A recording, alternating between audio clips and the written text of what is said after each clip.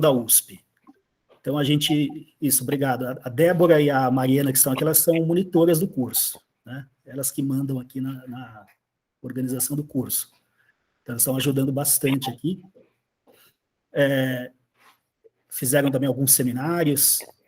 E a gente teve prova semana passada, né? E essa é uma aula de encerramento, a sua. Nossa. Então, a gente discutiu Carone, entre outros historiadores, o Caio Prado, falamos um pouco da Laura de Mello e Souza, do Desclassificados do Ouro, da Emília Viotti, e o Carone foi um dos autores que a gente tratou e foi o seu orientador. Então, eu a convidei para falar como uma discípula do Edgar Carone, que, entre outras coisas, foi pioneiro da história do livro, né, no Brasil, especialmente do livro de esquerda, entre aspas, embora não só, né? Ele tratou de outras coisas também. E também como representante de uma nova geração de historiadoras da Universidade de São Paulo. Então, eu já apresento a Marisa, né, que é a nossa convidada, Marisa Midori de Aecto. Ela é professora da Escola de Comunicações e Artes da USP, e dá, entre outras disciplinas, uma disciplina chamada História do Livro. Mas é formada no Departamento de História, onde fez a graduação, mestrado, doutorado, é autora de alguns livros, mas depois a gente informa aqui no chat os títulos dos livros direitinho, mas o principal um livro do qual ela vai falar hoje, né, que é a história de um livro. Vai falar um pouco desse livro para vocês tinham recebido os textos relativos a este livro, e vai falar também um pouco, talvez, o que é a história do livro, né? Quais são as perspectivas, porque ela é uma das pessoas que mais impulsionou a institucionalização desse campo no Brasil, né? Chamada História do Livro. Então, sem mais delongas, se você quiser falar, aí depois a gente conversa com todo mundo. Tá, eu só vou pedir 1 minuto, porque eu me lembrei que eu deixei o livro ali fora. Sim, pode pegar. Débora ou a Mariana, se vocês puderem, eu vou colocar aqui o nome, se vocês puderem achar esses livros, são 3 livros, só para colocar um link aqui, um é esse novo dela, né, que é a história de um livro, que é da Ateliê Editorial, então deve dar para achar um link. Tem um que é pela EDUSP, é o Império dos Livros, e tem um outro da editora Senac, que é o Comércio e Vida Urbana. Aí a gente vai colocando aqui só para o pessoal entrar e ver se interessar, tá bom? Então, por favor, Marisa. Bom, boa tarde, muito prazer em conhecê-los. Tá com eco de novo? Não. Um pouquinho. Não, melhorou, já foi rápido. Agora mesmo passa. Aí só a Fabi falou aqui do livro Edição e Revolução também. Eu até peguei aqui, então, eu já ia comentar. Mas enfim, aí depois você fala disso. Bem, o Lincoln me apresentou como uma discípula do Carone, mas talvez o discípulo do Carone mais ativo, leitor, comentador, que fez recentemente um excelente texto sobre a interpretação do Carone sobre a Revolução de 30, não é? Em que ele pôs frente a frente o Boris Fausto e o Edgar Carone, foi justamente o Lincoln, não é? Ele não só se tornou discípulo mais pródigo, mas também ocupa a sala lá no Departamento de História, que era do professor Edgar Carone, inclusive abarrotada de livros, como era a sala, ou todas as salas, ou todos os cômodos habitados pelo Edgar Carone. Mas se existe uma herança, e a Fabi se tornou a discípula mais próxima, porque a Fabi fez uma biografia intelectual do Edgar Carone, né, no mestrado dela, e a chave interpretativa foi justamente a Revolução, não é?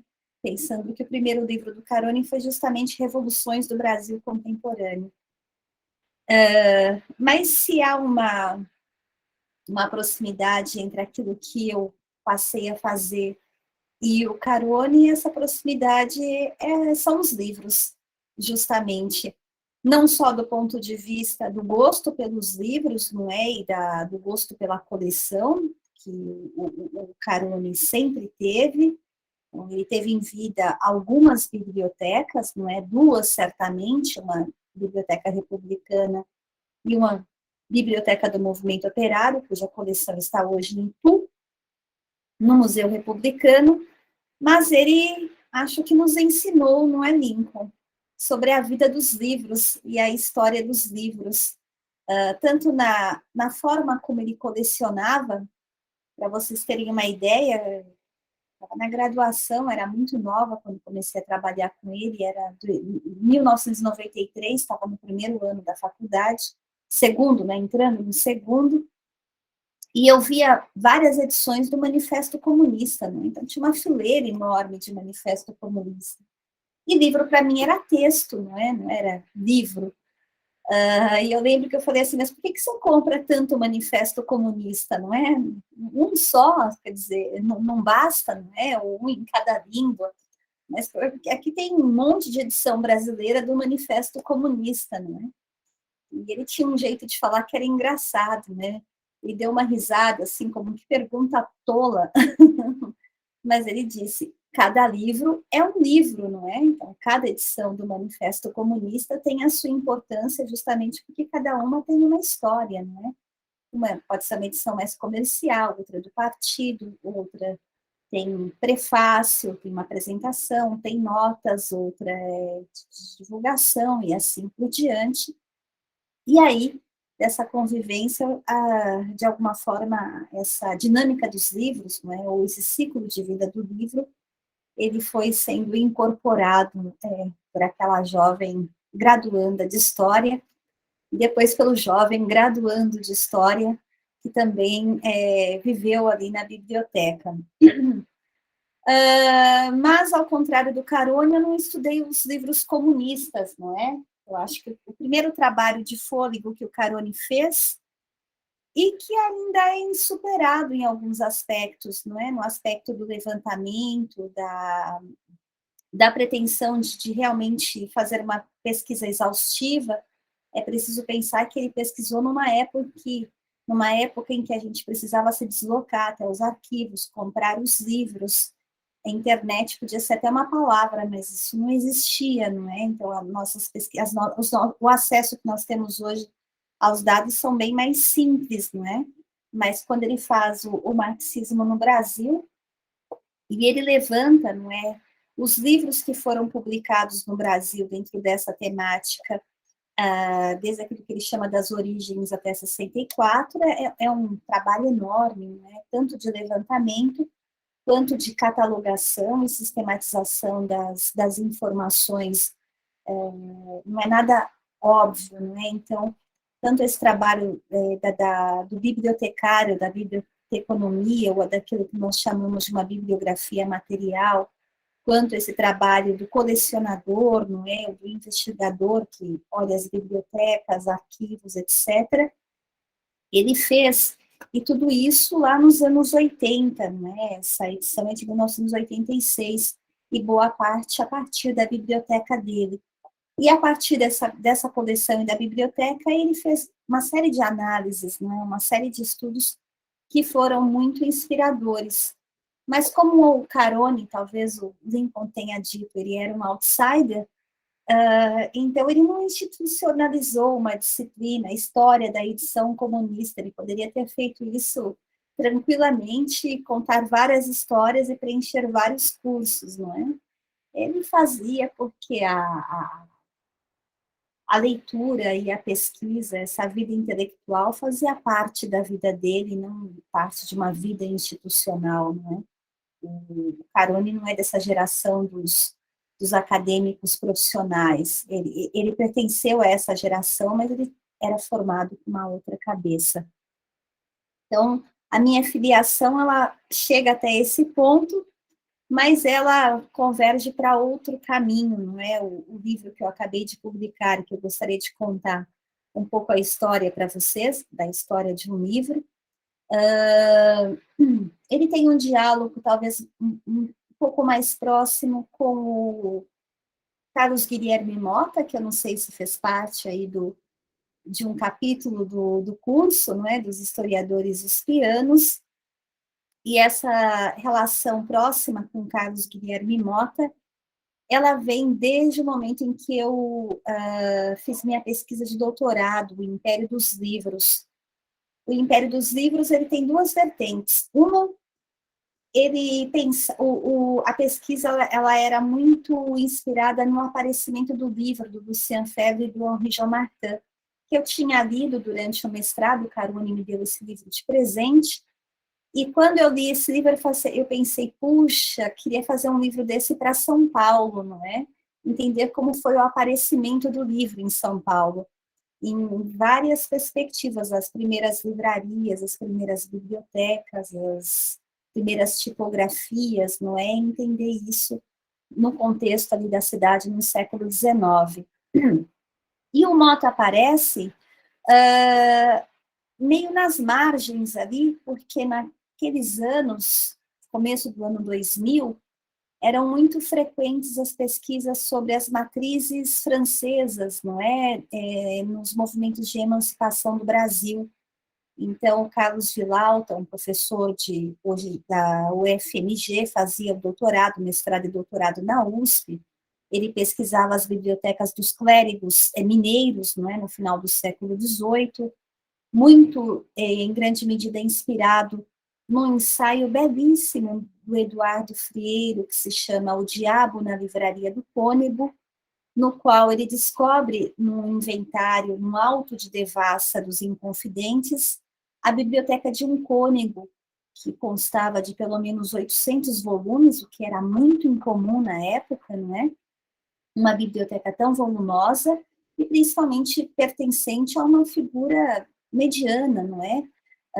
Em termos socioeconômicos, ele não tinha grandes posses, não era um daqueles proprietários que participaram da Inconfidência em Vila Rica. Então, ele tinha muitos livros, e livros que muitas vezes eram proibidos, não é? Voltaire, Mably, Diderot, mesmo um volume da Enciclopédie, e isso chamou muito a atenção do Eduardo Frieiro, por isso, nos anos 50, ele publica O Diabo na Livraria do Cônego. E 50 anos depois, vários pesquisadores começaram a questionar, não é, sobre essas matrizes francesas nos movimentos de emancipação do Brasil. E dentro dessa linha das pesquisas de inventários de bibliotecas, um pouco por todo o Brasil. Minas teve um papel grande, depois São Paulo, de alguma forma, no século XIX, para o Rio de Janeiro, a Tânia Bessone tinha feito o Palácio de Destinos Cruzados, não é? De modo que essa história das matrizes francesas, elas estavam bastante na moda naquela época. E como o livreiro que eu pesquisava ali era francês, o Anatole Louis Garot, que foi a primeira grande livraria que São Paulo teve, não é? Quando vocês passarem ali na rua 15 de novembro, vocês vão olhar à direita de quem vai da Sé para São Bento, vocês vão ver um prédio amarelo chamado a Churrascaria Bovinos, e lá vocês vão imaginar uma grande livraria. Às vezes a gente vai perdendo as camadas da nossa cidade, né? Então, esse é um bom exemplo. Mas e porque, quando o Mota entra nessa história, né? O Mota entra nessa história justamente com a sua pesquisa, não é? De mestrado, que ele não publicou no Brasil pela primeira vez. Na verdade, ele a publica justamente em Portugal, porque nós estávamos aqui em plena época da ditadura, e ele faz esse livro que na minha opinião, extremamente criativo e genial, que é Atitudes de Inovação no Brasil, 1789-1801. Então, essa aqui é a edição portuguesa, não é? Que traz uma apresentação do próprio Vitorino Magalhães Godinho. Imagina, o próprio Vitorino Magalhães Godinho, ele fez justamente as mediações para que o trabalho fosse lá publicado. E o Mota conta que atitudes de inovação, porque aqui havia ditadura e lá o salazarismo ainda. Então, ele não podia colocar a palavra revolução na capa. Depois o livro sai, de fato, com o título que ele queria, não é? Que é Ideia de Revolução no Brasil, 1789-1801. E o que ele faz? Ele faz justamente aquilo que os meus colegas dos anos 2000 estavam tentando refazer, não é? Que é mapear os movimentos de emancipação do Brasil e compreender as matrizes ideológicas desses movimentos. Ele percebe, é claro, que a presença francesa ela é muito forte, não é? O iluminismo francês ele era acompanhado aqui, e seus principais autores eles eram lidos e citados, não é? E talvez eles exercessem uma presença simbólica muito forte da parte daqueles colonos, só que o Mota ele coloca uma dúvida que para mim foi fundamental. Quando ele trabalha com essa ideia das formas de pensamento, o que ele percebe mapeando os discursos, não é? Desses protagonistas dos movimentos na época. Ele percebe que, em alguns aspectos muito delicados da sociedade colonial, aqueles que pertenciam às classes dos produtores, que estavam, portanto, que eram as camadas mais abastadas, por exemplo, no caso dos inconfidentes, não é? Cláudio Manuel da Costa, Tomás Antônio Gonzaga, eles, diante de questões como o escravismo, a abolição dos escravos, ou mesmo de questões relacionadas à igualdade, à liberdade, eles titubeavam, não é? Então, os discursos franceses, as ideias francesas, quando elas eram lidas, elas eram filtradas conforme uma visão de mundo, não é? Uma visão de classe, e mesmo ideias relacionadas à propriedade e à escravidão, que foram aquelas que ele melhor mapeou nesses discursos. Então, havia uma diferença muito clara entre a perspectiva de um Cláudio Manuel da Costa, por exemplo, e a de um Cipriano Barata. E é assim que ele vai trabalhando com as formas de pensamento, não é?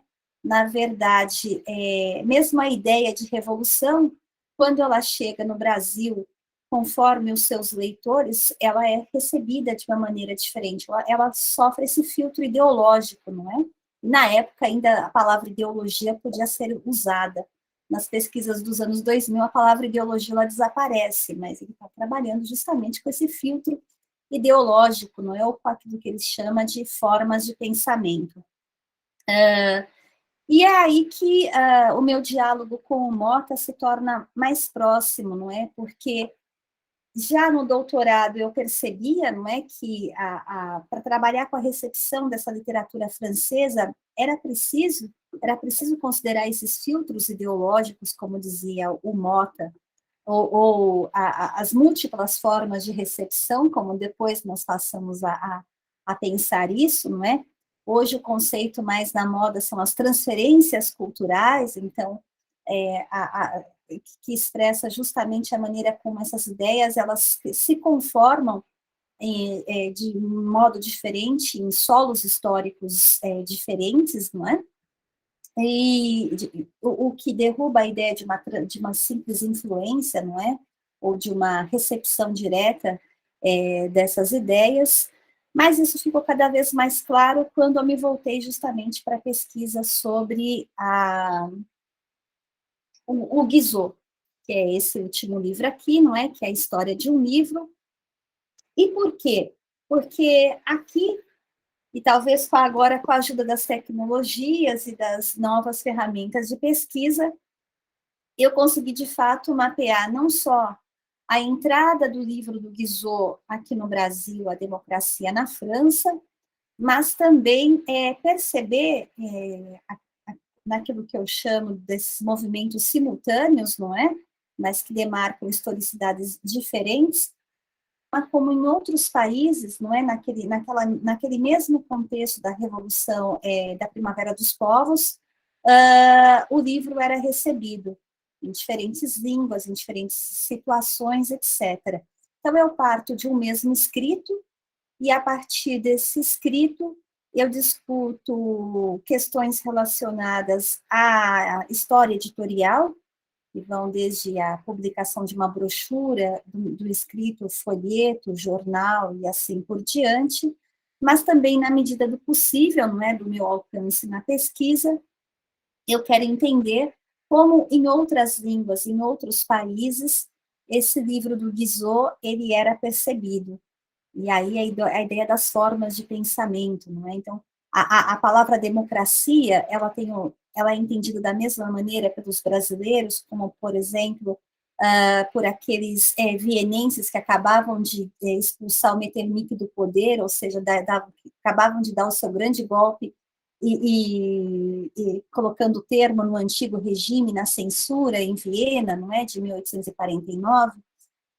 E por que o livro chega aqui? Não é? Porque é uma campanha tão grande para que esse livro seja lido no Brasil, porque essa campanha existe em Portugal e assim por diante. Então, era essa a questão, e é nesse sentido que eu estabeleço o diálogo com a historiografia brasileira, não é? Com os meus mestres, os meus professores. As aulas do Carone, elas estavam lá, elas me fizeram perceber que eu também poderia comprar diferentes edições da Democracia na França, porque cada livro tinha uma história, não é? E cada livro tem os seus leitores. Isso era uma pergunta que eu tinha feito lá em 93, mas que é dessas perguntas ingênuas que a gente faz, mas que tem muitos desdobramentos na vida, não é? São perguntas que se tornam importantes e que cada vez mais você consegue entender sobre outros aspectos, não é? Sobre diferentes ângulos. Mas a pesquisa do Mota, não é? Foi por isso que eu o convidei para escrever um prefácio, um pós-fácio. O prefácio, na verdade, era do Lincoln, mas ele ficou tão empolgado, ele me entregou o texto dizendo que era um prefácio, a gente não pode dizer para o Carlos Guilherme Mota, não, né? Não posso publicar.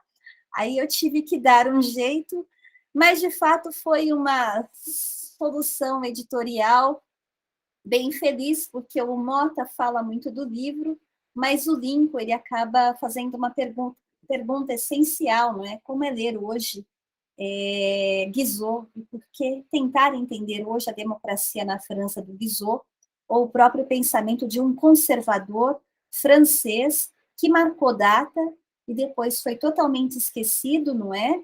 Mas que foi uma figura importante da própria historiografia francesa e na própria história do direito francês.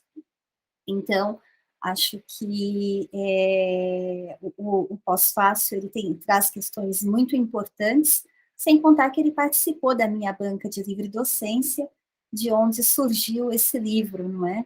Então, é uma história aí bem conjugada. Bem, eu preparei uma apresentação, porque eu acho que, como tem várias imagens de livros, etc., alguns eu trouxe aqui, mas, infelizmente, mostrar os livros para vocês com a tela, aqui na tela, fica muito ruim.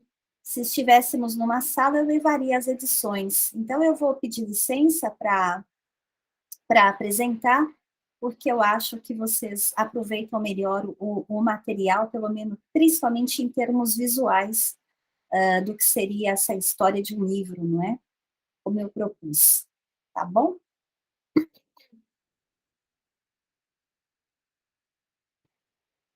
Eu já dei aula hoje, então isso aqui já virou até uma extensão do meu braço, eu acho. Vocês estão vendo? Sim. Peraí, deixa eu só corrigir isso aqui, porque eu vi de manhã, disse que ia corrigir, esqueci. Então, vai, é do manuscrito ao livro, do autor ao leitor. E a questão que eu trouxe principal para desenvolver com vocês hoje é justamente essa, não é? Da construção de um panfleto político no século XIX. E eu penso essa construção tanto em termos editoriais, não é? talvez partindo já do manuscrito do Guizot e da escrita do texto, até essa construção simbólica, não é? O significado desse panfleto, de um panfleto político, e de que maneira ele é difundido, lido, comentado, né? Como são as estratégias ali de construção, tanto editorial como social, política, cultural, enfim, dessa literatura dita panfletária, não é? Ou, como se dizia na época, da brochura política, não é? Nem era chamado escrito ou panfleto, mas geralmente eles usavam o termo brochura, e brochura política, para fazer essa distinção. Bem, como eu disse para vocês, o Guizot, por ser uma figura esquecida, agora nem tanto, porque logo no início dos anos 2000, o Pierre Rosan Vallon, um historiador francês, ele publicou um livro que fez um certo sucesso, que se chama Moment Guizot, Momento Guizot, no qual ele propõe uma biografia intelectual do François Guizot, pensando em diferentes momentos da sua vida, não é? Que, como vocês podem perceber, ele viveu bem. Ele nasceu em 1787 e faleceu em 1874, e dizer viver bem não é apenas em termos cronológicos ou quantitativos, não é? Ele viveu um século quente, não é? De muitas revoluções, de muitas mudanças. E, de alguma forma, ele participou de todas elas. Bastando lembrar que, em 1794, o seu pai foi guilhotinado. Ele era um juiz, portanto, um burguês protestante de Nîmes, e numa insurreição que esses burgueses protestantes tentaram fazer contra os revolucionários, não é? Só a maior parte na cidade, os católicos, eles foram todos presos e o seu pai guilhotinado. Então, a história do Guizot, ela já está intrinsecamente ligada à própria história da Revolução Francesa, não é? E o que os biógrafos dizem, e o que eu pude perceber, é que o Guizot nunca fala abertamente sobre a Revolução Francesa, mas ela está sempre nas entrelinhas, não é? No intertexto, nesse intertexto de toda a escrita do Guizot, para dizer bem a verdade. Aqui eu trago uma citaçãozinha de um livro muito bonito que se chama Três Gerações. Na verdade, Três Gerações é parte da memória que ele escreve, não é? E nessas três gerações, realmente, aí sim ele explicita, não é? Como nesta parte aqui, quando ele diz há três quartos de século, três gerações, 1789, 1814, 1848, tomaram politicamente a França, três gerações tomaram politicamente a França e definiu seu destino. As duas primeiras as duas primeiras concluíram seu caminho, a terceira começa o seu. Então, ele pensava aqui em 1848, e por que ele diz isso, não é? Porque é quando ele sai da cena política. Ele entra na cena política em 1815, nos anos de 1820, ele se torna um opositor ferrenho, não é, do Bourbon, do Carlos X, e ali ele se liga ao grupo do Royer Collard, e é aqui que ele faz os seus escritos mais importantes, não é? Ele se torna um professor muito famoso, ele é o titular da cadeira de História da Civilização Francesa e da Civilização na Sorbonne, é quando ele escreve esses dois livros importantes, e de alguma forma é quando ele também começa a escrever sobre questões do direito representativo, sobre pena de morte, sobre a liberdade de imprensa, não é? Então, os escritos que marcaram, de fato, o pensamento do Guizot e a carreira do Guizot foram feitos entre 15 e 1830. 1830 é um ponto importante porque na Revolução Burguesa, da monarquia burguesa, não é? Ou na Revolução Vitoriosa do Orleans, do rei burguês, chamada Monarquia de Julho, ele se torna uma das figuras centrais, juntamente com Thiers, desse novo cenário político francês.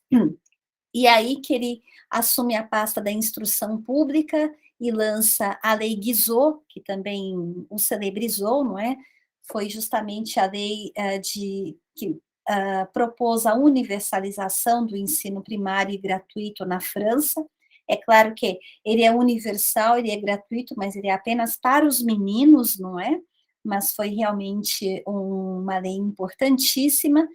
E a partir daí ele tem várias pastas importantes no governo do Orleans, parte para Londres, mantém vários contatos, não é, com a Inglaterra, como ministro, embaixador e depois ministro das Relações Exteriores, até que ele se torna o primeiro-ministro de fato, não é? Na verdade, ele já vinha, de alguma forma, atuando como tal desde 1845, 46, e 1848 ele é nomeado, mas a Revolução ela eclode justamente em 23 de fevereiro, e no dia seguinte ele já parte para o exílio em Londres, vai viver no subúrbio de Londres, em Brompton, e é de lá que ele olha a Europa e ele observa todos os acontecimentos e desdobramentos da Revolução que eclodira em Paris.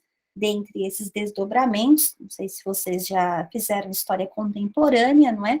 Nós podemos dizer que a Revolução eclode em Paris, então, em fevereiro, temos março, abril, maio. A partir de maio, essa Revolução ela atinge uma escala bem mais ampla, não é? Muito maior, e até então inimaginável, não é? Ela atinge em cheio a Itália, ela atinge o Império Austro-Húngaro e a Prússia. Outras partes também, mas creio que ela tem uma maior força na Prússia, no Império Austro-Húngaro e na Itália, considerando que na Prússia e no Império Austro-Húngaro tratava-se de fato da tentativa de derrubada do antigo regime, né? Pois lá ainda o regime monárquico extremamente centralizado, não é, diríamos até absolutista, ele era ainda uma realidade naquela parte da Europa, além Reno. Então, aqui para vocês conhecerem o Guizot e as condições sob as quais ele escreveu A Democracia na França. Bom, então, como esse livro foi construído, não é?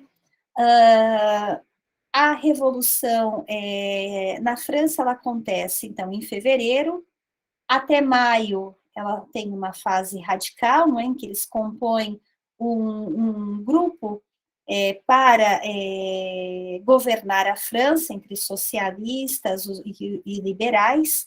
O Marx, no 18 Brumário, ele já faz uma crítica feroz a esse momento, não é? Porque ele diz, bom, mas quem toma o poder forma um governo provisório, não é? Quem forma um governo provisório não quer tomar o poder, porque ele diz justamente que esse já foi o erro, o pecado de origem, não é? Da Revolução de 1848, que de fato de fevereiro a maio o que nós temos é um governo provisório formado por uma junta de governo. A partir de maio as coisas vão mudando um pouquinho até que nós teremos em junho e julho várias tentativas da reação, e no final de julho, realmente, nos dias 26 e 27, o Engels escreve sobre isso, há um massacre, não é? Nas ruas de Paris, esse massacre é comandado pelo general Cavaignac, e é ele que toma o poder daqui do meio do ano até 26 de junho, perdão, de junho até dezembro. Por quê?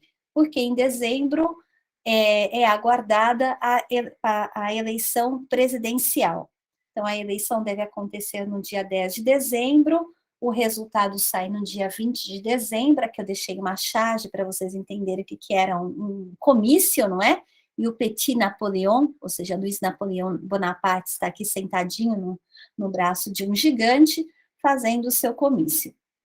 Então, quando esse livro é escrito? É justamente nessa época. O Guizot, ele olha as campanhas, há vários candidatos, não é? E ele faz, então, um arrazoado sobre a democracia e o sufrágio universal. Eu acho que estas frases iniciais, não é, elas definem bem o que é o livro. Então, Guizot pretende denunciar o ídolo democracia. Veja, ele chama a democracia de ídolo. Ele é um protestante, então ele condena a idolatria, não é? E ele começa o texto no manuscrito com estas palavras, não é, de efeito. O caos se esconde hoje sob uma palavra, democracia. Tal é o império da palavra democracia que nenhum governo, nenhum partido ousa viver, e não o crê poder viver, sem inscrever esta palavra sobre sua bandeira. É esta a bandeira de todas as esperanças, de todas as ambições sociais da humanidade, puras ou impuras. E, a partir daí, ele desenvolve o seu pensamento sobre a democracia na história francesa. Então, ele volta aos anos da Revolução Francesa e mostra que a França está fadada a fazer várias revoluções, ou a nunca terminar o ciclo da sua revolução, não é? Então, de alguma forma, ele percebe que essas revoluções, que ali em 48 é mais um desdobramento daquela revolução de 1789, e agora, quando a França está para eleger por sufrágio universal, século XIX, apenas os homens maiores de 18 anos, alfabetizados, votam, mas não é um voto censitário, não é, que depende da posse de bens e da posse de uma propriedade para ter direito ao voto e o direito de ser eleito. Então, o sufrágio universal também, ele tem lá os seus limites. Mas ele diz, bom, agora que a França vai eleger o seu presidente por sufrágio universal, ela resolverá os seus problemas, não é? E esta é a dúvida que ele levanta no seu De la démocratie en France, sobre a democracia na França, da democracia na França, ou simplesmente a democracia na França, como eu preferi adotar no título. Aqui ele imagina ainda publicar esse livro no finalzinho de 1848, ou seja, ele começa a escrever o livro mais ou menos no começo do mês, não deixei aqui a outra parte do manuscrito.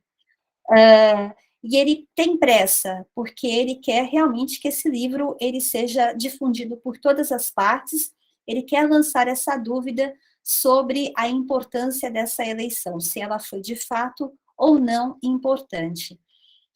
Ele tem algumas dificuldades, não é? O livro demora um pouquinho, então ele não sai exatamente dentro desse plano que ele imaginou, mas a partir desses materiais nós podemos refletir, não é, sobre a construção do livro a partir das intenções do autor e das questões editoriais que foram postas. E é por esse motivo que eu coloquei esta provocação aqui, não é? Seja o que quer que façam, os autores não escrevem livros. Os livros não são absolutamente escritos, eles são fabricados por copistas e outros artífices, por operários e outros técnicos, por prensas e outras máquinas. A primeira vez que eu li isso era lá, começo dos anos 90, e eu achei esta colocação extremamente pedante. No entanto, ela me marcou muito, né? Eu jamais a esqueci. Quem a cita foi justamente o Roger Chartier, numa brochurinha chamada A Ordem dos Livros, mas na medida em que a gente compreende, não é, todos os caminhos que vão desde o manuscrito até o livro pronto, e depois, quando a vida do livro começa, não é, como se dá a sua construção simbólica, nós percebemos que realmente são muitos os mediadores, não é? São que participam desse processo. Claro que não podemos tirar o autor desse processo, mas definitivamente ele apenas parte, não é, de uma cadeia produtiva muito maior. Então, essa primeira parte, antes de chegarmos no Brasil e nas questões políticas, eu pretendo, nessa primeira parte, apresentar rapidamente para você essas questões. Bom, então o livro ele foi escrito ali em dezembro, com a esperança ainda de ser publicado ainda em 1848. Além disso, o Guizot ele queria fazer uma tradução, uma publicação simultânea em Paris e em Londres. Existe a Mrs. Austin, que está traduzindo o texto, fazendo uma versão em inglês, no mesmo momento em que ele escrevia em francês, então é um trabalho simultâneo, e são várias cartas, não é? Eles até discutem, porque ela acha que alguns trechos são muito pesados, não é? Por exemplo, quando o Guizot escreve o seguinte: como é que a gente pode esperar que quem não tem propriedade pode ter direito a escolher o destino de um país, não é? Se a pessoa, ela vive, a frase é o que ele coloca, né, o que ele defende, se um homem, ele é um assalariado, e ele não teve capacidade de ter a sua própria propriedade, como é que ele pode ter discernimento para escolher um governante, não é? E aí a Miss Austin acha pesado demais, ela tenta convencê-la a escrever o contrário. Mesmo aqui, quando ele fala de todos os que morreram na Revolução, não é? Mirabeau, Barnave, Napoleão, Lafayette, ele quase estão todos mortos, não é? É essa história que nós queremos para a França, não é? Ela diz, mas puxa, você já nomeou todo mundo, já matou todo mundo. Ele diz, mas a gente tem que dar os nomes diretamente, não é?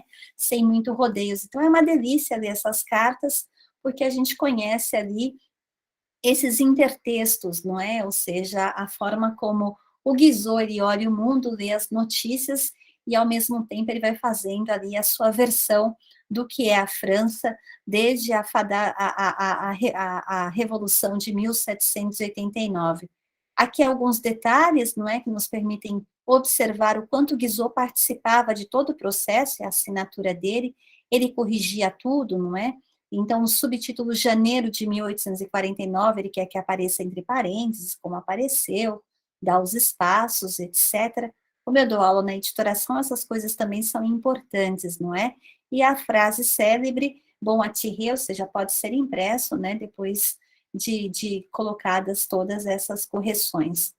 Aquele mudo caos, que nós vimos lá atrás, por mal, de onde vem o caos, ele reescreve, né, de onde vem o mal, e as passagens bíblicas, as imagens, não é, religiosas são muito frequentes, como eram muito frequentes, não é, nos discursos desses revolucionários nos anos de 1840. Mesmo a ideia de um socialismo cristão, não é, foi muito forte na época. Aqui, para vocês perceberem como ele se debate com a história, não é?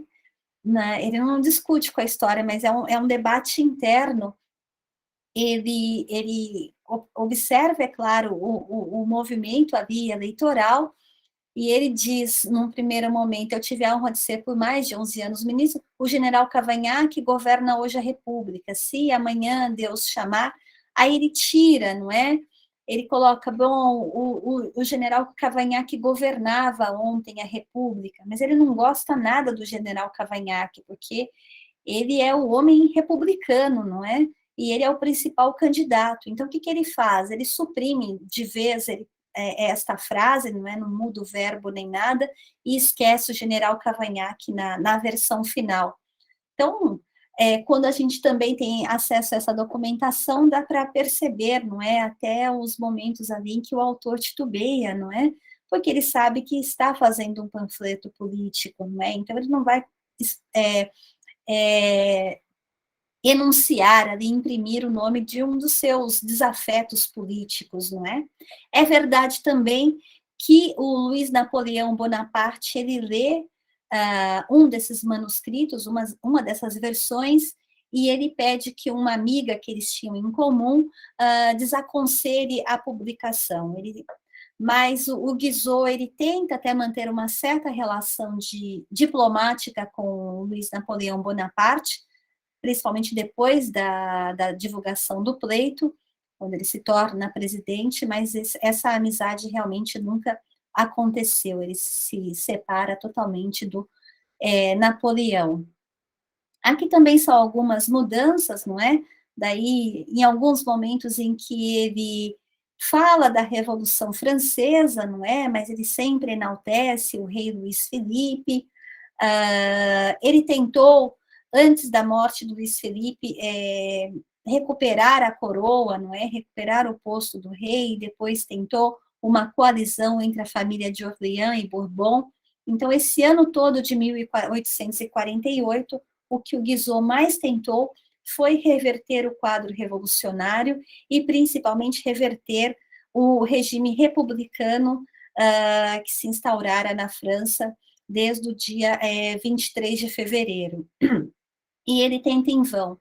De modo que a democracia na França é também um dos últimos documentos políticos do Guizot, não é? Ou desse tipo de escrito de circunstância que tenta interferir no curso de um evento político, não é? No caso, no curso da Revolução, no curso da vitória republicana, e até, de alguma forma, no questionamento, não é,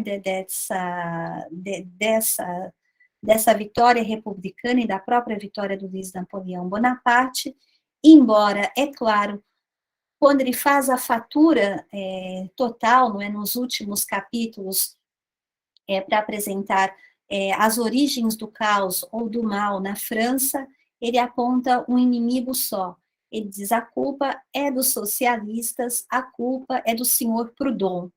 E ele faz isso por quê? Porque no capítulo seguinte, né, e aí ele usa uma imagem forte, não é, a guerra pela paz,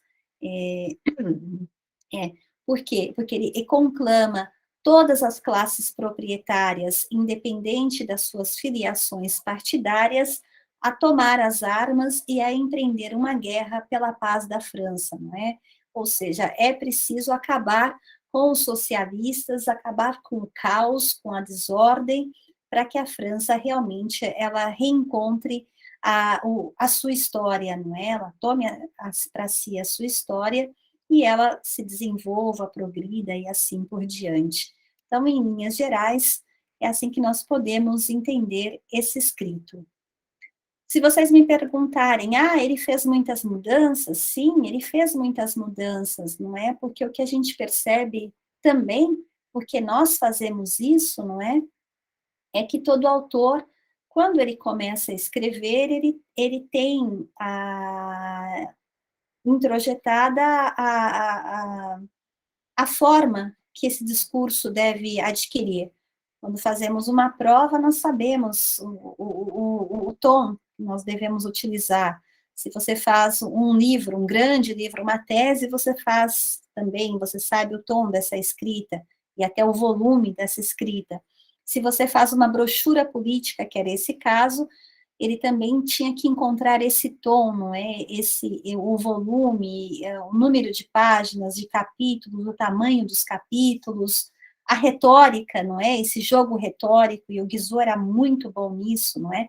Ele era elogiadíssimo, né? Os discursos dele eram sempre muito aplaudidos, não é? Mesmo as aulas de história que ele proferia. Então, o que a gente percebe é que ele enxuga os capítulos, cria sessões, não é? Ele faz todo um rearranjo para que o livro saia realmente com esta cara de uma brochura política, com textos curtos, questões diretas, não é? Temas bem diretos que devem ser desenvolvidos em poucas páginas e assim por diante. Então, nesse aspecto da forma também, nós podemos pensar, não é, que a construção do livro, ela se dá dentro daquilo que alguns teóricos chamam de horizonte de expectativas, não é, do leitor. Quer dizer, não é só o editor que tem um horizonte de expectativa para atingir o seu público, Mas o autor também ele tem que ter essa sensibilidade, não é? Ele realmente precisa construir, desde a da escrita, não é? E criar uma série de mecanismos que de aproximação com esse leitor imaginado, não é? Com essa figura do leitor, como ensina o Chartier. Então, é disso que se trata, mais ou menos, aqui, esse esquema, quando a gente compara o manuscrito, as revisões, as múltiplas revisões que ele faz, e a versão final, não é? Aquela que estava ali naquela prova tipográfica que eu montei para vocês. Bom, mas como eu costumo dizer, não é? E a gente trabalha muito isso lá na editoração, a vida do livro, a construção do livro, ela não acaba no momento que o livro foi publicado, não é? Então, são 15 horas. Perdão.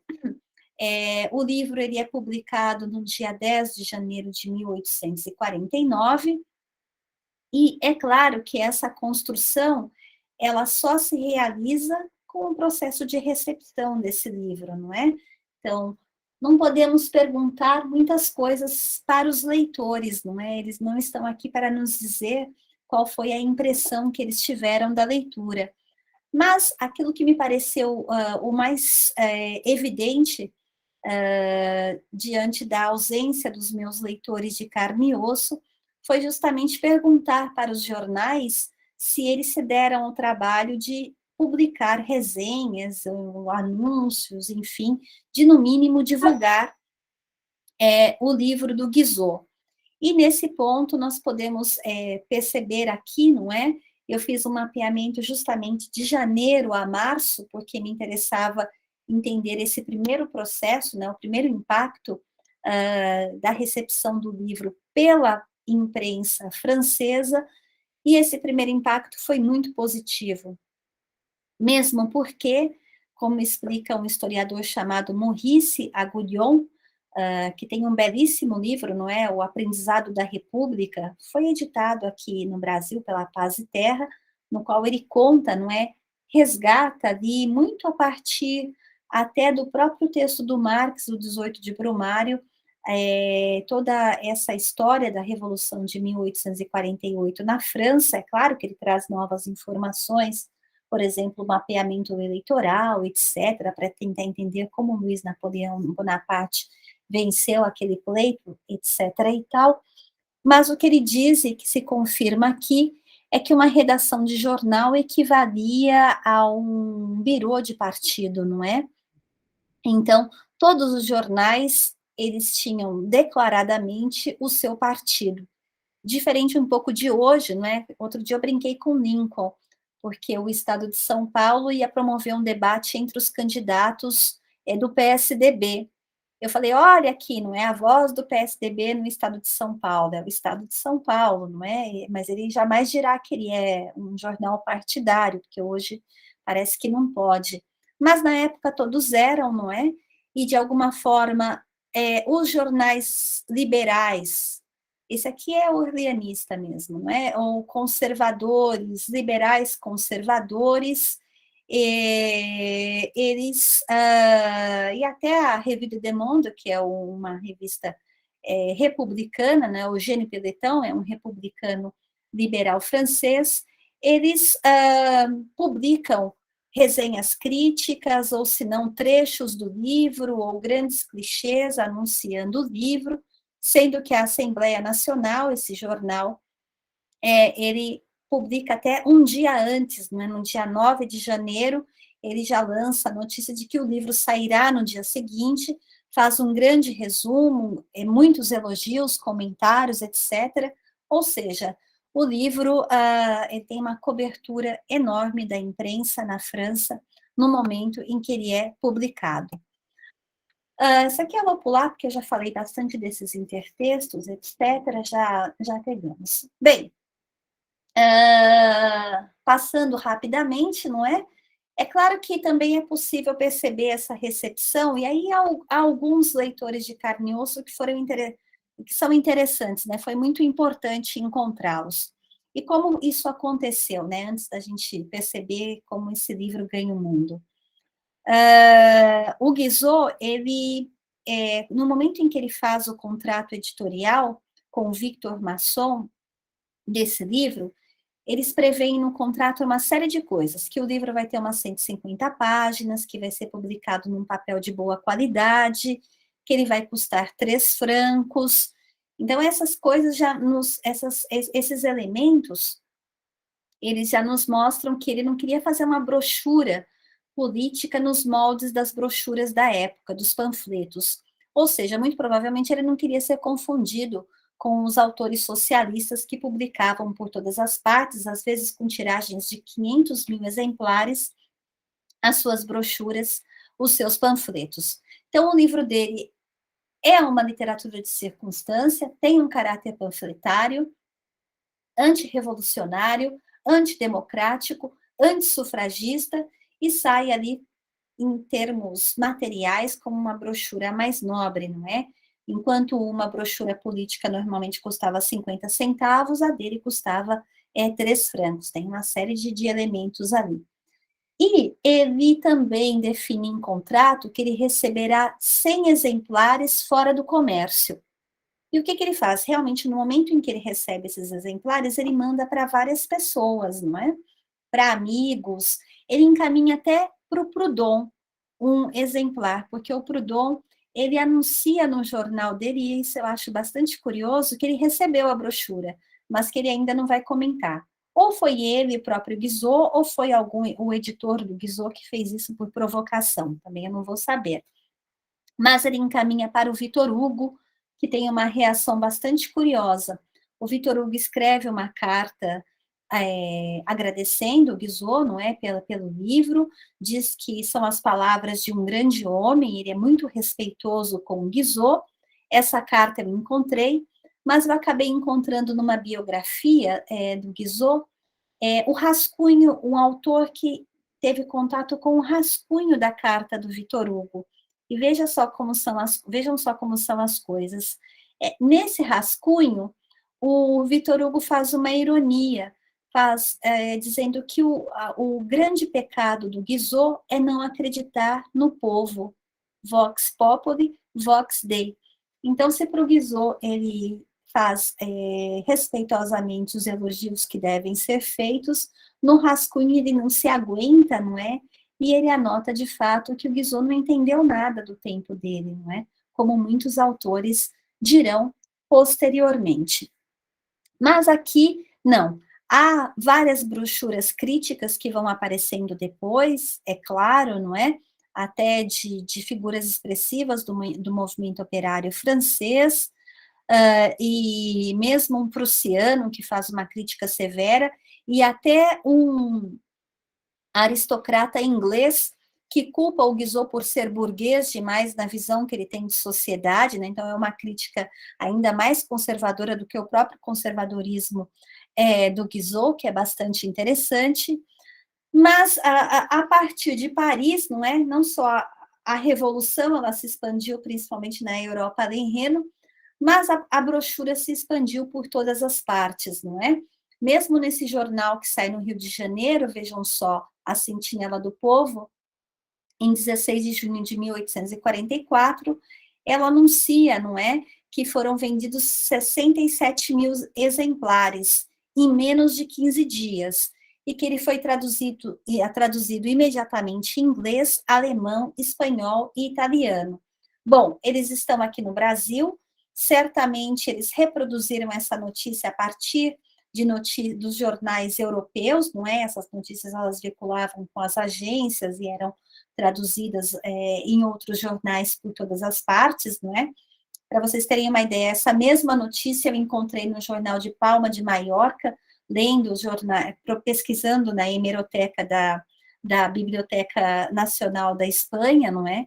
Isso, como eu disse, hoje a internet nos ajuda bastante, mas a pesquisa me permitiu mapear, não quero dizer que seja exaustiva, não é?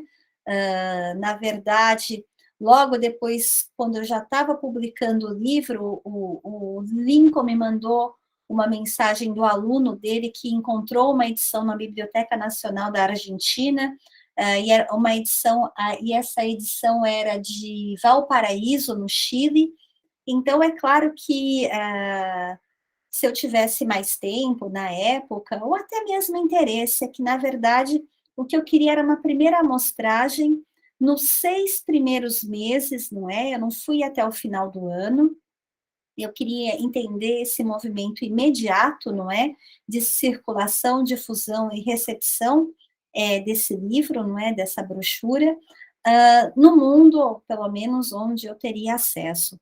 Então, tanto visitando várias bibliotecas, quanto pesquisando nos acervos digitais, principalmente nos catálogos das bibliotecas da época, digitalizados, etc., eu consegui fazer esse mapa, não é? O que para mim foi uma grande surpresa e já foi bastante significativo. Não havia surpresa em relação às edições belgas, porque havia já um comércio de edições piratas francesas publicadas na Bélgica em papéis de má qualidade, não é? E às vezes em brochuras mais cerradas, e que eram depois mandadas de volta e vendidas na França por um preço mais baixo. Então, são 13, para vocês entenderem, 13 Democracia na França, publicada em tipografias ou editoras diferentes. Eu não computei aqui as reimpressões e as reedições. Eu até as encontrei numa lista, eu incorporo, né, reedições. Então, imaginem que, além de eu ter encontrado 13 títulos, 13 de editoras diferentes, ainda a gente deveria computar as reimpressões e as reedições. Em Leipzig, a mesma coisa, não é? São 5 editoras diferentes, mas também existem as reimpressões e as reedições. E a gente poderia pensar o mesmo por Viena, porque são 2 casas que tradicionalmente já comercializavam, já imprimiam, traduziam, imprimiam e comercializavam literatura francesa, com a diferença que até a Revolução de 1848, muitos autores franceses eram proibidos no Império Austro-Húngaro. Então, os editores, esses mesmos editores, Gerald e agora mesmo eu lembro o nome dele, ou eu pego aqui a edição, eles publicavam obras clandestinas, não é? Então, eu pude identificar vários títulos, por exemplo, Lamartine era proibido, Laminé era proibido, algumas obras do próprio Thiers, do Guizot, eram proibidas. O Hobsbawm, na era dos impérios, do império, ele até faz faz até uma piada, não é? Ele diz assim, que ele via a Viena, a censura em Viena era algo tão incompreensível que até um socialista católico era extremamente repreendido e recolhido os livros, etc., como Laminé, né? Era um poeta, porque realmente o Metternich tinha pavor da presença da literatura francesa, porque ele percebia que isso poderia corroer totalmente o regime da Áustria, não é? Então, é mais ou menos esse quadro. Aí nós temos Nova York, não é? Que de fato negocia a edição diretamente com Londres. México é um editor que atua em Madrid e no México, e depois a do Rio de Janeiro aqui. Várias na Itália, não é?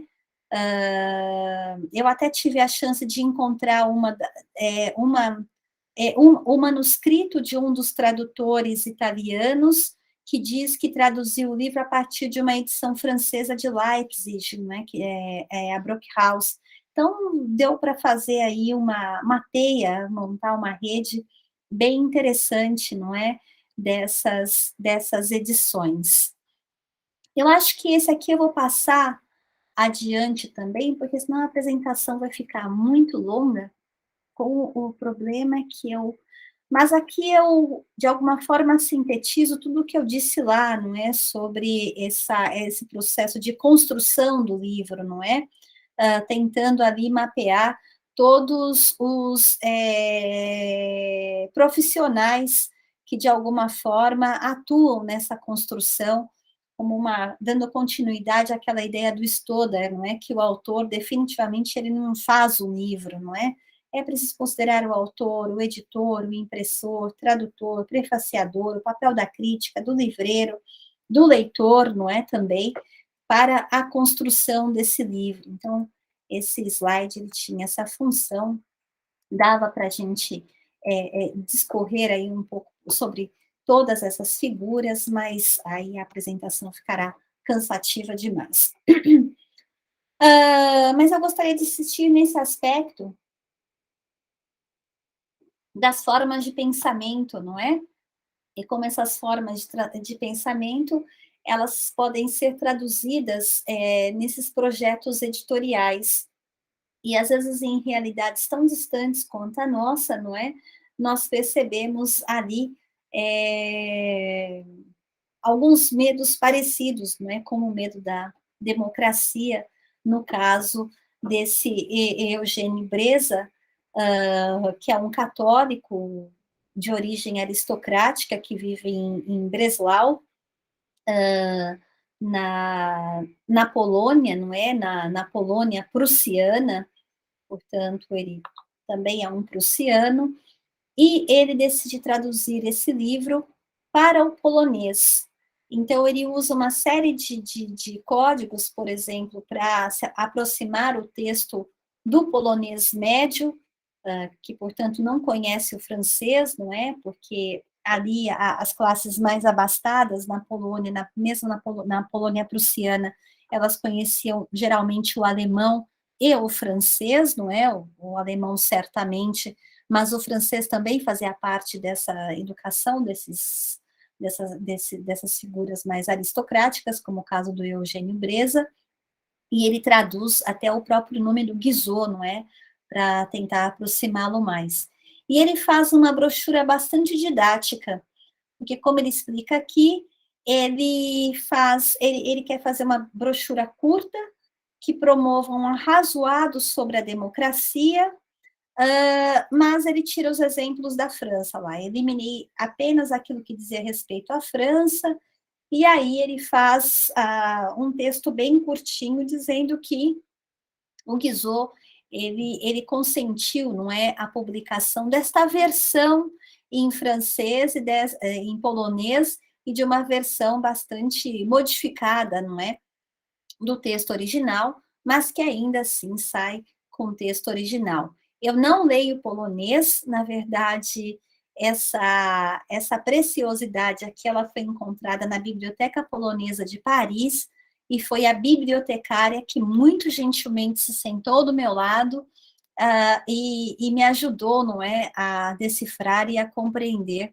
esta brochura, juntamente com um grande amigo meu, Daniel Barit, que é professor de língua eslava, não é? Então, aí ele conhece bem todas essas línguas e também me ajudou e fez até a tradução final para o livro.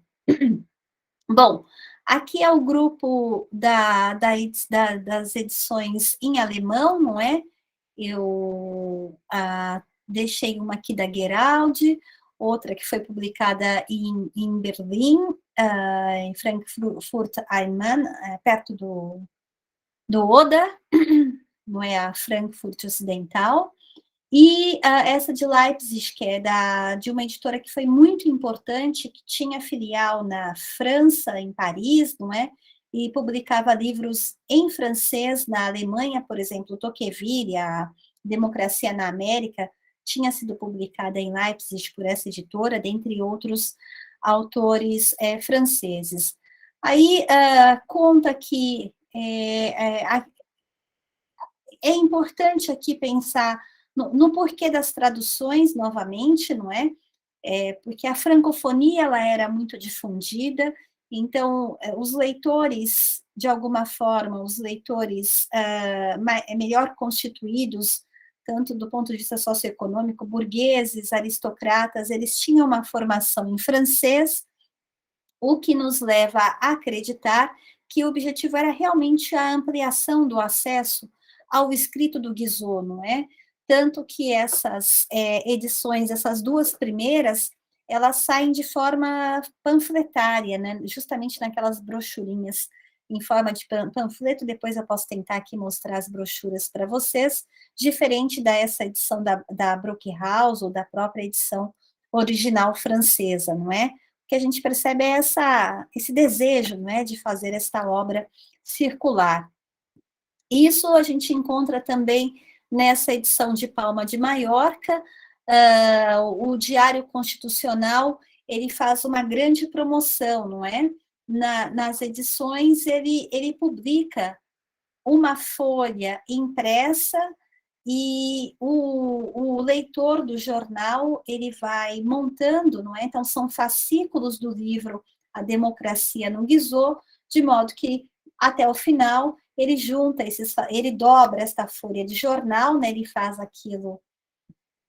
a dobra e o alceamento, não é? Como nós falamos em termos técnicos, para montar o livro, e manda encadernar, e ele tem ali a sua edição colecionada a partir da sua fidelidade, não é? Esse jornal, que é o Diário Constitucional. Então, essa foi uma curiosidade que eu consegui encontrar, que me pareceu bem interessante também.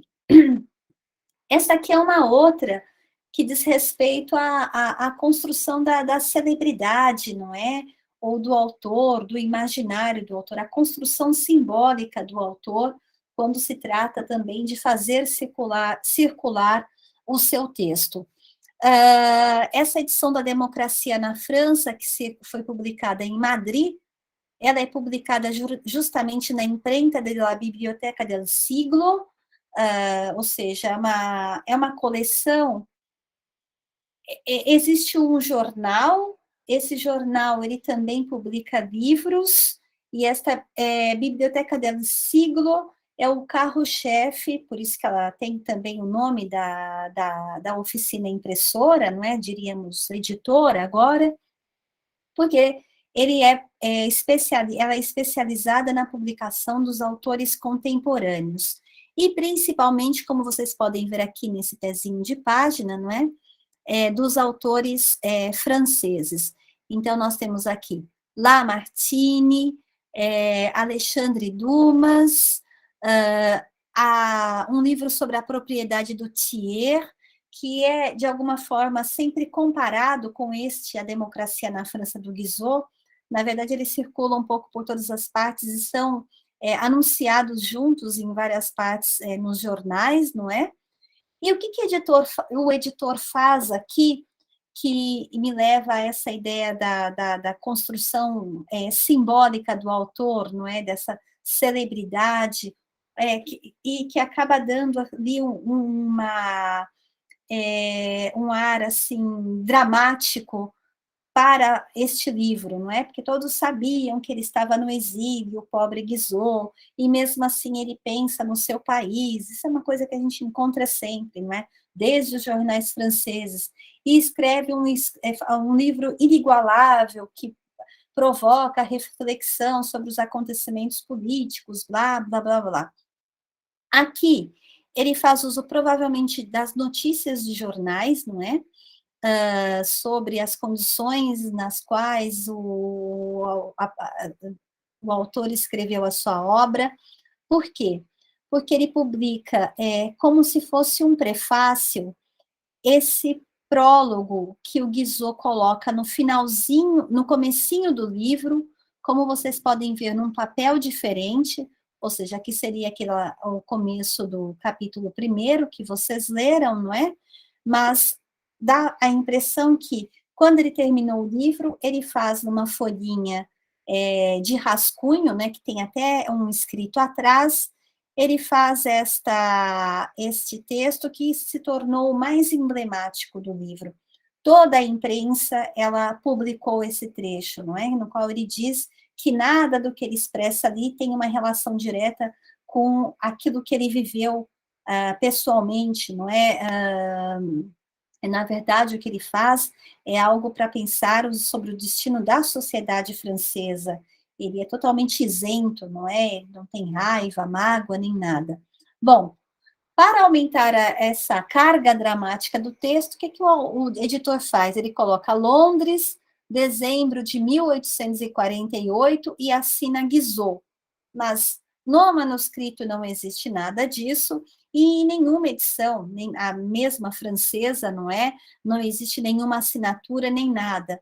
Mas ele entende, não é, que era preciso aumentar essa carga dramática e escrever esse prólogo como se fosse uma carta do Guizot, não é? Para o seu leitor, para o seu público mais fiel. E aí, as edições portuguesas, não é? Para vocês verem como eles tinham pressa em publicar, esta aqui, que sai na tipografia do Popular, ela é publicada com uma errata, não é? E existe até uma explicação para essa errata. Como eles tinham que satisfazer ali rapidamente a curiosidade pública, porque a notícia sobre o livro corria, então eles erraram muito e tiveram que publicar, colocar esta errata no final. E depois a saída é publicada essa, do Mariano José Cabral. Bom, então, claro, não dá para mostrar todas, não é? Senão a gente vai ficar aqui até a noite, acho que o Lincoln vai dormir, e vocês também, mas aí chegamos no Brasil. E é no Rio de Janeiro que eu paro essa história, depois se vocês quiserem fazer questões, a gente pode conversar. Bom, o que acontece no Rio de Janeiro? O que acontece no Rio de Janeiro é que as notícias demoram um pouquinho para chegar aqui no Brasil, elas têm que atravessar o Atlântico, não é? Então, imaginem que a revolução que eclode em fevereiro começa a ser anunciada nos jornais a partir de abril. Então, em abril, os jornais do Rio de Janeiro começam a dizer: olha, aconteceu uma nova revolução na França, o Guizot foi exilado, o Reif foi exilado, e os socialistas tomaram o poder, e aquela discussão enorme, mais uma revolução na França. E aí as notícias começam a ser publicadas a partir dos jornais franceses, né, traduzidas, etc, etc. Bem, nós vimos que em janeiro, 10 de janeiro de 1849, saiu a democracia na França, ou em França, como ele era traduzido aqui. Em maio, como vocês podem ver, a partir de 18 de maio, quer dizer, um pouquinho antes, logo no começo de maio, a gente começa já a encontrar várias resenhas do livro do Guizot. O jornal O Brasil, do Justiniano José da Rocha, é o mais satisfeito com esta publicação, né? Ele diz que é preciso ler, etc., que é importantíssimo. O caso da França é um exemplo, não é? Que deve ser entendido pelos brasileiros, para que os brasileiros não cometam os mesmos erros que os franceses estavam cometendo. E o livro do Guizot era realmente importante para se compreender essa situação, que tinha que circular muito, e assim por diante.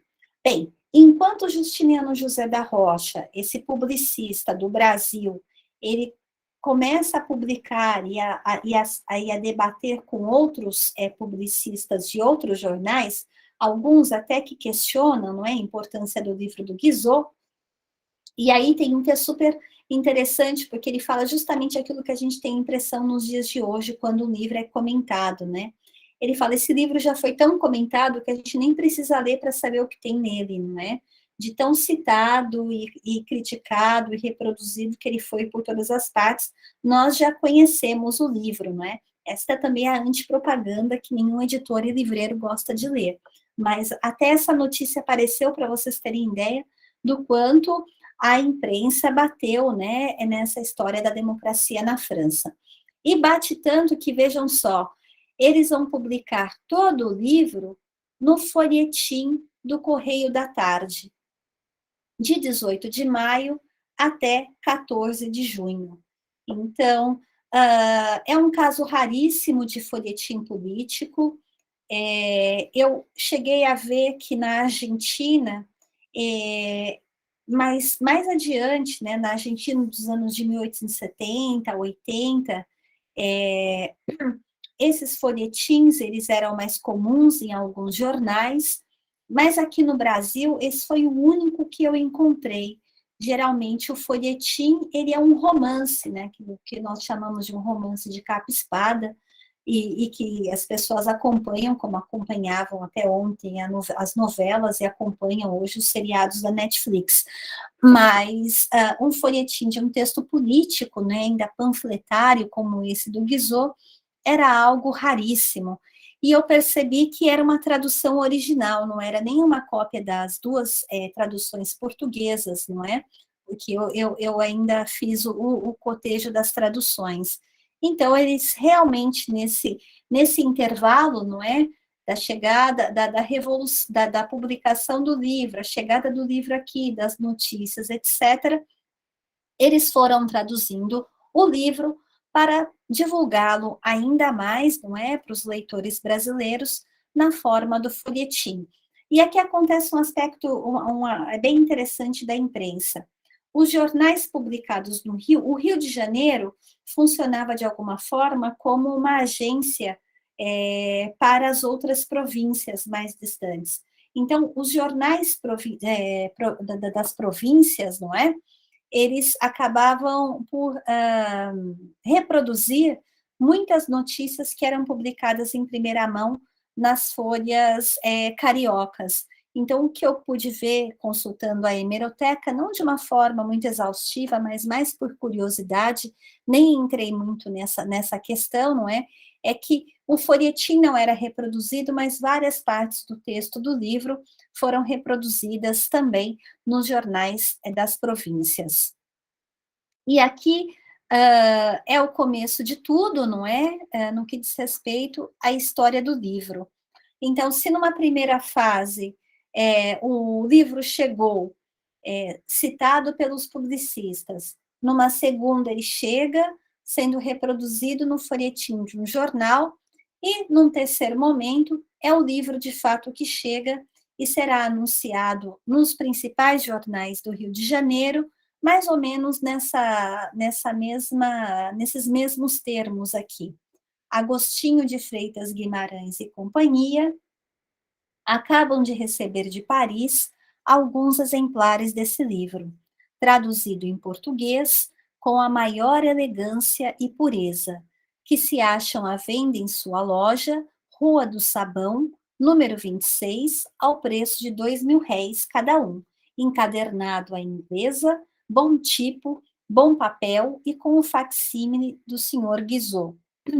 Correio Mercantil, dirigido por Rodrigues e Companhia, Rio de Janeiro, domingo, 3 de junho de 1849. Como vocês podem ver, ainda circulava o texto em folhetim, não é? A circulação acaba, o último capítulo, a conclusão é publicada no dia 14 de junho, mas no dia 3 já começa a ser vendido o livro em brochura. É claro que não é um livro barato, geralmente uma brochura de literatura era vendida a R$ 1.000, então é o dobro do preço. Vocês percebam também que eles não estavam vendendo uma literatura panfletária, um panfleto político, é um livro que foi impresso em Paris, traduzido, portanto, em Paris para o português, que tem a maior elegância e pureza, encadernado à inglesa, então já nem é uma brochura, é um volume encadernado, bom tipo, ou seja, bem impresso, e impresso em bom papel, e ainda traz, de fato, o facsímile do Guizot. Bom, para vocês verem como essas notícias circulavam, não é? O poeta Álvares de Azevedo, o jovem poeta Álvares de Azevedo, estava perdido ali em São Paulo, não é? Fazendo curso de Direito, extremamente entediado com a vida provinciana na cidade planaltina. Ele recebe a notícia do Rio por meio de diligência, não é? As diligências chegam e trazem jornais e outras novidades. Eu sei disso porque os almanacs anunciavam, mas também o Álvares de Azevedo, sempre que chegava alguma novidade, ele escrevia uma cartinha para sua mãe, tanto para comentar as novidades ou para pedir alguma coisa, não é? Nesse caso, olha, nós temos dia 3, no dia 7 de junho, ele já quer fazer 2 encomendas. Uma do exemplar de Démocratie en France de Guizot, não sei se é o volume em português ou em francês, porque ele também escreve em francês, não é? E do Rafael do Lamartine, que aí nos jornais se anunciarão a 200 e outro a 800. É esquisito esse aqui, porque a gente sabe que são 2.000 réis. Mas eu não sei se pode ter sido um erro de transcrição, porque eu tomo essa carta de uma edição da correspondência do Álvares de Azevedo, de modo que eu não consigo resolver esse problema para vocês. Mas, olhando os preços dos livros nos jornais nesta época, dificilmente você vai encontrar uma brochura, o que dirá uma brochura francesa, não é? Vendida a 200 réis. O preço mínimo era uns 1.000 réis, não é? Por um bom livro. 800 ainda dá até para imaginar, se for uma brochura, talvez, impressa na Bélgica, não é? Uma brochura pirata. Mas a 200 já é mais difícil. O que a gente pode dizer, afiançar com certeza, é que ele foi anunciado por 2.000 réis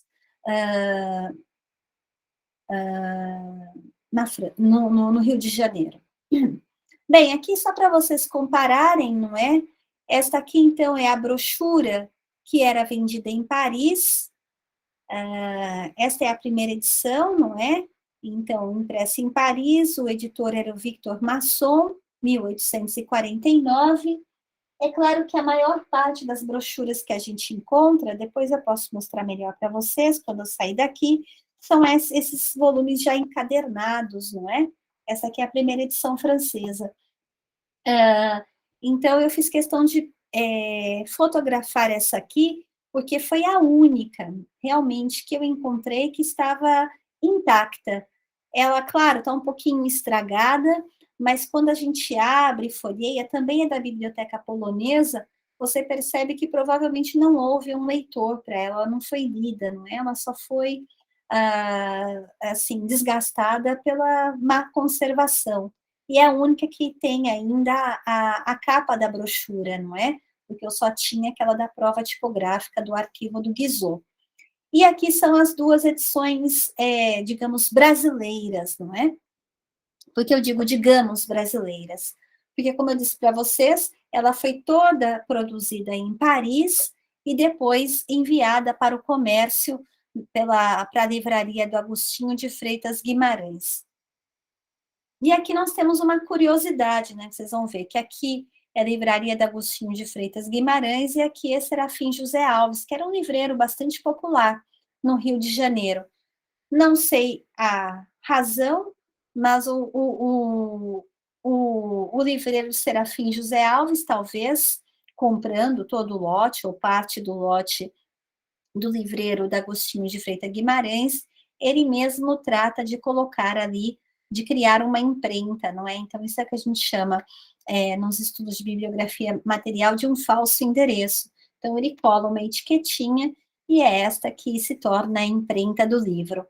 Este exemplar do Serafim Alves é um exemplar raríssimo, não é? Que existe na Faculdade de Direito da USP, e só na Faculdade de Direito da USP, até onde eu consegui pesquisar, e este aqui é o exemplar do Depósito Legal, como o livro foi impresso na França, então foi feito o Depósito Legal, e lá a gente pode descobrir também que ele já foi encadernado na França e enviado para cá encadernado, não é? Porque o exemplar da Biblioteca Nacional da França também está encadernado. Não tem uma tipografia muito diferente, não é? Ela é muito semelhante em termos materiais da edição francesa, eu acredito que era esta mesma a intenção dos seus organizadores. Aqui está o citado facsímile do Guizot. Eu fui à biblioteca do Guizot, não é? Tentei ver se ele tinha os exemplares estrangeiros da democracia na França, mas isso não ficou no espólio da família. Nem sei se ele, talvez, não sei nem se ele colecionou, não é, as edições estrangeiras do seu livro. Imagino que sim, porque ele era muito cuidadoso com tudo o que dizia respeito à sua produção, mas também não encontrei esta carta original, existe apenas esse facsímile da edição brasileira, no qual ele diz, não é, eu somente vos peço a gentileza de me enviar um exemplar de vossa tradução quando ela vir a lume, e foi por isso que eu procurei, mas não encontrei. Mas, de fato, ele aprovou a publicação do livro, a tradução do livro, para o público brasileiro. E aí vem a questão, né? Já estou acabando. Por que traduzir a democracia na França, não é?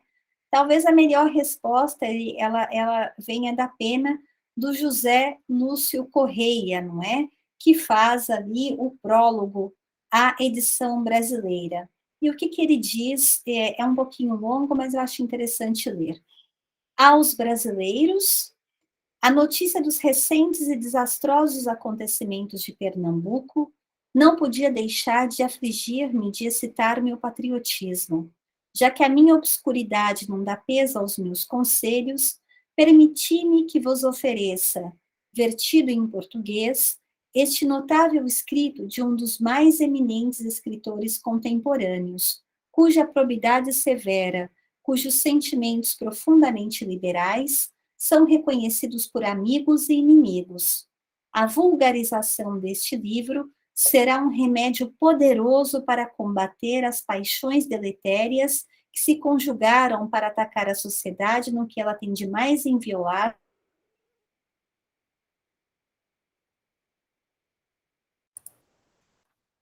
Travou.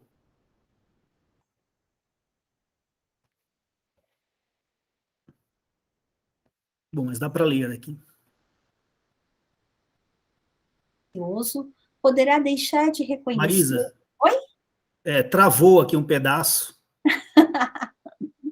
É porque o texto dele é muito difícil. Você já está ouvindo? Sim. A vulgarização desse livro será um remédio poderoso para combater as paixões deletérias, é por isso ele trava na garganta, que se conjugaram para atacar a sociedade no que ela tem de mais inviolável e de mais santo. As doutrinas dele estão sancionadas pela experiência da Revolução Francesa de 1848. Já não é permitido nutrir ilusões. Nenhum homem honesto e consciencioso poderá deixar de reconhecer que o único governo de garantir a liberdade é o monárquico representativo, pelos elementos de ordem que lhe dá o poder hereditário. E sem ordem não pode haver liberdade. A anarquia foi sempre precursora do despotismo. Aceitai, pois, esta pequena lembrança como tributo de sincero patriotismo. Possa a pureza da intenção e a importância do motivo servir de suficiente desculpa à ousadia da ação. José Lúcio Correia. Bom, o José Lúcio Correia é o mecenas de toda essa empresa, e ele foi, porque ele foi um grande negociador, ele era aquilo que nós chamávamos de um capitalista, que fazia desde comércio de importação e exportação das coisas da França, morava em Paris, tinha um escritório de representação em Paris. Foi ele responsável pela contratação daquele famoso engenheiro Vautier, que atuou na modernização de Pernambuco, não é? De várias obras em Pernambuco, no Recife, mas em Pernambuco de modo geral. Ele mesmo, um grande proprietário de Pernambuco, que plantava e exportava, plantava cana-de-açúcar, exportava açúcar para a Europa. Ele tinha mesmo uma companhia de navegação que fazia esse trajeto, o Havre, Recife, e algumas cidades do sul. Ele foi o responsável pelo envio de uma série de materiais de construção de obras públicas endereçadas a essas obras que aconteceram no Pernambuco. E qual era a grande preocupação dele? Porque esse livro ele se apresentava como um remédio poderoso para combater as paixões deletérias. Porque as paixões deletérias que tomavam Pernambuco desde 1848 era justamente a Revolução Praieira. Então, ele via uma coincidência, uma proximidade muito forte entre as revoluções que eclodiam por todas as partes na Europa e a Revolução Praieira, que poderia até se espraiar por outras partes do país e conduzir a esse caos, a esse mal apontado pelo Guizot. É tanto verdade que, isso de fato tinha tanto fundo de verdade, não é? Que o Amaro Quintas, que foi um estudioso da Revolução Praieira, ele observa várias passagens que mostravam, não é, o conhecimento que tinham aqueles praieiros, não é, revolucionários da Revolução de 48, chamados Carron Tuitard, na França. E ele aponta, inclusive, que em Pernambuco foi publicado um jornal chamado Kossuth, que foi justamente o líder húngaro da Revolução de 1848, um jovem assassinado, não é? Então, contra a Revolução Praieira e o medo de que essa revolução realmente adquirisse corpo, como as revoluções europeias adquiriram nesse momento, não é, em que ele ainda escreve em fevereiro, e as lutas estão por todas as partes, que ele faz esse empreendimento. Ele paga a tradução, ele entra em contato com o Guizot, ele paga a tradução e a impressão e o envio desse livro para circular aqui no Brasil em bom português, mesmo reconhecendo que também os leitores mais intelectualizados do Brasil eram formados nas duas línguas e liam muito bem em francês, não é? Então, essa ideia de ampliar o público, da mesma forma que nós vemos da parte daquele católico na Polônia prussiana, também nós percebemos aqui na intenção do nosso José Lúcio Correia. E, finalmente, quem ele convida para traduzir? Ele convida o José da Gama Castro, que até passa uma longa temporada aqui no Brasil, publica artigos em alguns jornais, é formado em medicina, não é? E era um miguelista convicto. Após 1834, quando o miguelismo ele é derrotado em Portugal, inclusive pelo próprio Dom Pedro, não é? Que se torna Dom Pedro IV lá, ele emigra, passa essa temporada no Brasil, depois ele vai para a Europa, e é lá na Europa que ele encontra o nosso prefaciador, José Lúcio Correia, e se ocupa da tradução do texto do Guizot. Então, o que nós percebemos aí, tanto pela presença desse prefaciador, quanto do perfil do tradutor, é que se trata, de fato, de um empreendimento ultraconservador. Eu diria até mais conservador do que o próprio Guizot conservador, não é? Que era lá o seu liberal conservador, estava longe de ser um ultra, não é? Que na França, ultra eram os partidários dos Bourbon, e da restauração borbônica, não é? Que resgatou censura e outras coisas na década de 1820. Então, acho que dessa história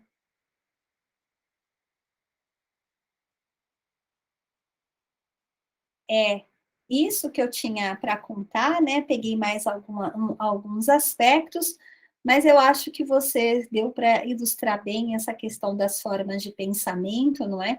E como nós podemos pensá-la a partir da trajetória ou da história de um livro, não é? E da forma como esse livro ele pode se multiplicar por todas as partes, até a se apresentar como uma resposta ou como um remédio contra a Revolução Praieira, né, contra um evento brasileiro, a partir de um exemplo ou do caos ou do mal francês apontado pelo Guizot. É Muito isso. obrigado.